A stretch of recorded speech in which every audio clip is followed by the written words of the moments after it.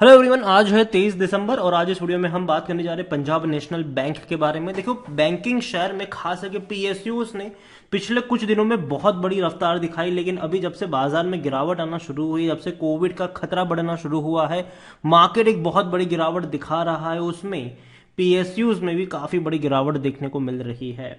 Punjab national bank का share 50 रुपए पर आ चुका है, 6% की गिरावट है। वीडियो में डिस्कस करेंगे कि हाल फिलहाल में ये जो गिरावट देखने को मिल रही है, क्या ये टेम्पररी गिरावट है या थोड़ी सी और गिरावट मतलब यहां पर देखने को मिल सकती है, या फिर लॉन्ग टर्म में पीएसयूज में रिकवरी आएगी भी कि नहीं। वीडियो को शुरू करो उससे पहले अगर आपने अभी तक चैनल को सब्सक्राइब नहीं किया है तो प्लीज अभी इसे सब्सक्राइब कर लीजिए, क्योंकि आगे भी बहुत सारे वीडियोस हैं जो आपको काफी ज्यादा हेल्प करेंगे। तो पंजाब नेशनल बैंक 50 रुपए का शेयर, काफी बड़ी गिरावट आज। और इवन अगर आप देखोगे तो भैया 60 रुपए के ऊपर शेयर था और अभी टूट के 50 पे आ चुका है। मतलब जहां पे शुरू हुआ एक महीने पहले 50 का ही था, 50 से 60 तक गया, अभी वापस टूटना शुरू हो चुका है। इवन अगर आप एक साल की बात करोगे तब डेफिनेटली 33% का ग्रोथ जरूर है। एक बहुत बड़ी रफ्तार हमने पीएनबी में देखी, लेकिन उसके बाद अभी गिरावट की शुरुआत हुई है। हो सकता है कि एक दो दिन और गिरावट रहे, लेकिन याद रखेंगे कि पीएसयूज में आने वाले दौर में अभी जो प्रिडिक्ट किया जा रहा है वो ये है कि अब पीएसयूज धीरे धीरे स्ट्रांग होते नजर आ रहे हैं और लॉन्ग टर्म का जो फ्यूचर है कुछ पीएसयूज के लिए अच्छा हो सकता है। उसमें पंजाब नेशनल बैंक भी शामिल है। पंजाब नेशनल बैंक की भले ही हम चाहे कितनी भी अच्छी बात करें, लेकिन एक चीज हमेशा है कि भाई साहब फ्रॉड्स तो अभी भी हो रहे हैं। यहां पर अपडेट यह है कि पीएनबी ऑफिशियल्स ने, अगर आप देखोगे तो 168 करोड़ का यहां पर फ्रॉड हुआ है थ्रू फेक बैंक गारंटीज।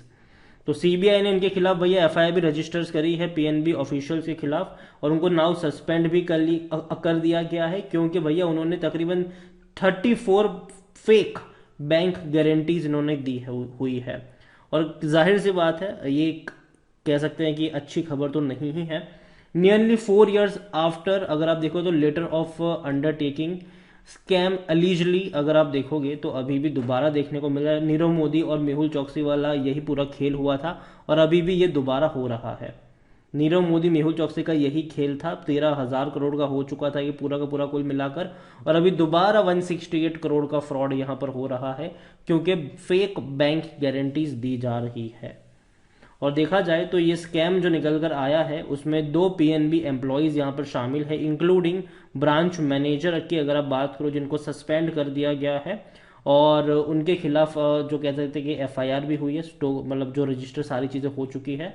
तो अगेन दोबारा चीज निकल कर आई है, जो कि काफी अच्छी तो पहली चीज नहीं ही है, लेकिन फिर भी मैं मानता हूं कि ये कोई उतना बड़ा केस नहीं है जितना भैया मेहुल चौकसी वाला केस हुआ था, नीरव मोदी वाला हुआ था। उतना बड़ा ये नहीं है, छोटा सा केस है। लेकिन फिर भी पीएनबी का जो स्टॉक है, इवन पीएनबी की भी मैं बात करूं पंजाब नेशनल बैंक में, मानता हूं कि लॉन्ग टर्म में ग्रोथ आएगा यहाँ पर। अगर देखा जाए तो लार्ज कैप शेयर है, 58,000 करोड़ से भी ज्यादा का इसका मार्केट कैप वॉल्यूम्स देखे तो 15 करोड़ के आसपास का वॉल्यूम है। मतलब बहुत बड़ी क्वांटिटी में शेयर अभी ट्रेड हो रहे हैं। वापस से बैंक के अच्छे रेवेन्यू भी देखने को मिले, 20,000 करोड़ से भी ज्यादा का इनका रेवेन्यू रहा है, जो अब तक का सबसे हाईएस्ट है। और प्रॉफिट भी 411 करोड़ का देखने को मिला है, जो कि अच्छा है, आप कह सकते हो। यहाँ पर बैंक की अगर हम बात करें, प्रमोटर्स की बात करें, यहां पर तो 73.15% की होल्डिंग प्रमोटर के पास है, 1.22 एफआईएल्स, 3.56 म्यूचुअल फंड्स के पास है, दोनों ने यहां पर खरीदारी करी है। 8.69% की होल्डिंग इंश्योरेंस कंपनी के पास है। प्रमोटर यहां पर गवर्नमेंट है, क्योंकि सरकारी बैंक है ये। एक भी शेयर गिरवी नहीं है। एलआईसी के पास यहां पर 8.34% की होल्डिंग देखने को मिल रही है। और देखो, पीएनबी ने दोबारा से आपको डिविडेंड पे करना शुरू भी कर दिया है, उसके बारे में भी हम बात करेंगे। According to Moneycontrol user, 52% लोग कह रहे हैं कि बेच दो, और ये काफी बड़ा परसेंटेज है। 44% लोग कह रहे खरीदो, 4% लोग कह रहे होल्ड करो। अभी पता है हुआ क्या है कि एक बहुत बड़ी रफ्तार बहुत कम वक्त में दिखा दी, और जाहिर सी बात है ये रफ्तार बनती भी थी इनकी, क्योंकि बहुत सारी पीएसयूज ने पिछले कुछ महीनों में बहुत बड़ी तेजी दिखाई, लेकिन पीएनबी में वो तेजी नहीं थी। और जो रिपोर्ट्स भी अभी निकल कर आ रही है वो यही है कि पीएसयूज अब धीरे धीरे प्रॉफिटेबल की तरफ जा रहे हैं। इवन प्रॉफिट कर ही रहे हैं, लेकिन और अच्छा प्रॉफिट करेंगे। इनका जो एनपीए है वो धीरे धीरे आपको कम होता नजर आ सकता है। भैया पब्लिक सेक्टर बैंक, मतलब जो सरकारी बैंक है, वो भी अब कहीं ना कहीं प्राइवेट जितने जोश के साथ तो नहीं, लेकिन फिर भी पहले से तो अच्छा इंप्रूवमेंट कर रही है। और अभी जब इतनी बड़ी तेजी दिखाई थी तो प्रॉफिट बुकिंग बनती भी थी, लेकिन जब बाजार में इतनी बड़ी एक झटके में गिरावट आई तो ऐसे शेयर्स में गिरावट आना कोई बड़ी बात नहीं है, ये एक्सपेक्टेड था। पंजाब नेशनल बैंक को लेकर अगर हम देखेंगे, यहां पर डिविडेंड की अगर मैं बात करूं तो 2015 में इसने पे किया था, उसके बाद पे करना बंद कर दिया। 2016, 17, 18, 19, 20 तक इसने डिविडेंड पे नहीं किया, 21 तक नहीं किया। अब 22 में फिर से इसने पे किया है 64 पैसों का, जो कि अच्छा डिविडेंड है मेरे हिसाब से, क्योंकि जून में अगर हम देखने की कोशिश करें तो जब डिविडेंड पे किया था तब शेयर आपको 30 रुपए के आसपास मिल रहा था। तो कहीं ना कहीं खराब तो नहीं है, अच्छा डिविडेंड ही मैं मानूंगा कि 30 रुपए का शेयर आपको 64 पैसे का डिविडेंड पे कर रहा है। रेवेन्यू में अच्छी तेजी है, 80,000 करोड़ के आसपास के रेवेन्यू हमें देखने को मिल रहे हैं। और प्रॉफिट की भी अगर हम बात करें तो वो भी बेहतर है, धीरे धीरे इनके प्रॉफिट में अच्छा जंप आया है। और जो बैंक है पहले लॉस में था नीरव मोदी वाले कांड के बाद, लेकिन अब धीरे धीरे रिकवरी लौटी है, अच्छे प्रॉफिट्स हमें देखने को मिले हैं और आगे भी अच्छे प्रॉफिट देखने को मिलेंगे, क्योंकि जो रिपोर्ट्स अभी हाल फिलहाल में निकल कर आई थी वो ये कहती है कि इनके एनपीए में सुधार हुआ जरूर है, जो कि एक अच्छा साइन है बैंक के लिए। खरीदारी करने का सही मौका है, शायद ओवरबॉट जोन में कोई भी रेड फ्लैग नजर नहीं आ रहा है, डिविडेंड अट्रैक्टिव पे नहीं कर रहा है, लेकिन ये पुरानी बात हो चुकी है, अब अच्छा पे कर रहा है मेरे हिसाब से। लॉन्ग टर्म में पैसा नहीं बना है, अगर आपको एक साल में पैसा दिखेगा, लेकिन 5 साल का अगर हम देखें तो अभी भी 70% तक गिरावट दिखा रहा है, तो अभी भी वो रिकवरी यहाँ पर लौटती हुई नजर नहीं आई है। और यही वजह है कि आप देखोगे तो लॉन्ग टर्म में पैसा नहीं बना है यहाँ पर। 24% एनालिस्ट कहते हैं खरीदारी करो, 15 का पी है, 22 का सेक्टर पी है, मतलब सस्ता जरूर है। और अगेन मैं कहूंगा पंजाब नेशनल बैंक की अगर मैं स्पेसिफिकली बात करूं तो मैं मानता हूं कि इस प्राइस पे अभी ऐड करने के मौके नहीं है। रीजन सिंपल है, बाजार में गिरावट है, बाजार में पेन है, और ऐसे में जो कंपनी बहुत कम वक्त में बहुत ज्यादा भाग गया था तो वहां पर थोड़ी सी और प्रॉफिट बुकिंग आपको देखने को मिल सकती है, लेकिन इसका मतलब ये नहीं है कि कंपनी खराब है। मेरे हिसाब से अगर ये टूट कर नीचे जाता है, अगर आपको 40-45 के आसपास मिलता है तो वहां पर खरीदारी के मौके जरूर बन सकते हैं। और लॉन्ग टर्म में डेफिनेटली ये रिकवर करेगा, लेकिन डिपेंड करता है मार्केट को रिकवर करने में कितना टाइम लगेगा, वो कोविड का क्या सिचुएशन रहेगा इंडिया में उसके ऊपर डिपेंड बहुत सारी चीजें करती है।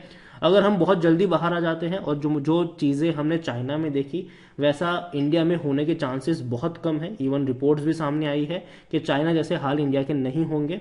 लेकिन मैं इतना कहूंगा कि अगर कुछ थोड़े बहुत भी केस निकल कर आए, थोड़ा बहुत भी पैनिक वाला माहौल रहा, तो खरीदारी के मौके बनेंगे और उस मौके को फिर से आपको गंवाना नहीं चाहिए, क्योंकि 2 बार हम ये चीज़ देख चुके हैं। 2020 में, 2021 में जब कोविड की पहली वेव आई थी तब बाजार बहुत गंदे तरीके से टूटा था।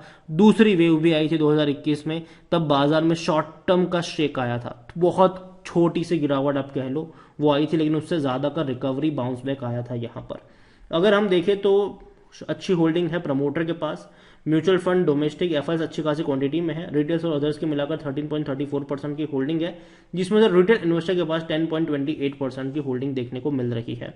ओवरऑल पंजाब नेशनल बैंक मेरे हिसाब से बैंक बर्बाद होने वाला कतई नहीं है। ये लॉन्ग टर्म के लिए मुझे लगता है कि चीज़ें जो है वो यहाँ पर बेहतर हो रही है, जो कि बैंक के प्रॉफिट में हो सकता है आने वाले दौर में।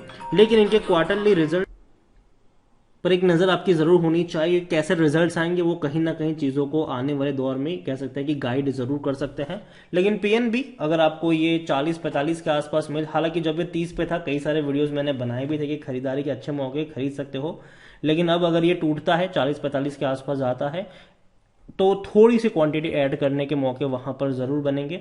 और इतना मैं कहूँगा कि मैं मानता हूँ कि अगर चाइना में कुछ होता है तो इसका इम्पैक्ट भारत पे ज़रूर पड़ेगा, ऐसा नहीं कि नहीं पड़ेगा, लेकिन वो उतना ह्यूज इम्पैक्ट नहीं होगा जितना गंदा इम्पैक्ट पहले हमें कोविड की फर्स्ट वेव में देखने को मिला था, उतना खराब इम्पैक्ट नहीं होगा। मैं मानता हूं कि लॉन्ग टर्म में भारत की जो पोजीशन रहेगी वो काफ़ी स्ट्रांग रहने वाली है और इंडियन स्टॉक बाजार जो है वो अच्छा परफॉर्म करेगा लॉन्ग टर्म में। तो नज़र होनी चाहिए ऐसी गिरावट पर, यही मौके होते हैं बाइंग के, तो डरने की ज़रूरत नहीं है। लेकिन हाँ, अंधाधुंध पैसा भी नहीं लगाना चाहिए, एटलीस्ट आप स्टडी करिए कौन से शेयर्स अच्छे हैं उसके बाद पैसा लगाइए। एक और बैंक है यस बैंक, आज बहुत बड़ी गिरावट यहाँ पर भी है, 17 रुपए के आसपास ये पहुंच चुका है। और अगर आप चाहते हैं कि मैं यस बैंक के ऊपर एक डिटेल वीडियो लेकर आऊँ जबकि इस प्राइस पे ट्रेड कर रहा है, तो कमेंट में यस बैंक जरूर लिखेगा। जितनी ज्यादा कमेंट आएगी उतना जल्दी वीडियो आएगा। वीडियो को यहीं पे एंड करूंगा, पसंद आया हो तो लाइक कर शेयर, चैनल अगर पहली बार आए तो प्लीज सब्सक्राइब करें। और यस बैंक के बारे में आप क्या सोचते हैं वो भी आप मुझे कमेंट में लिखकर बता सकते हैं। Thank you.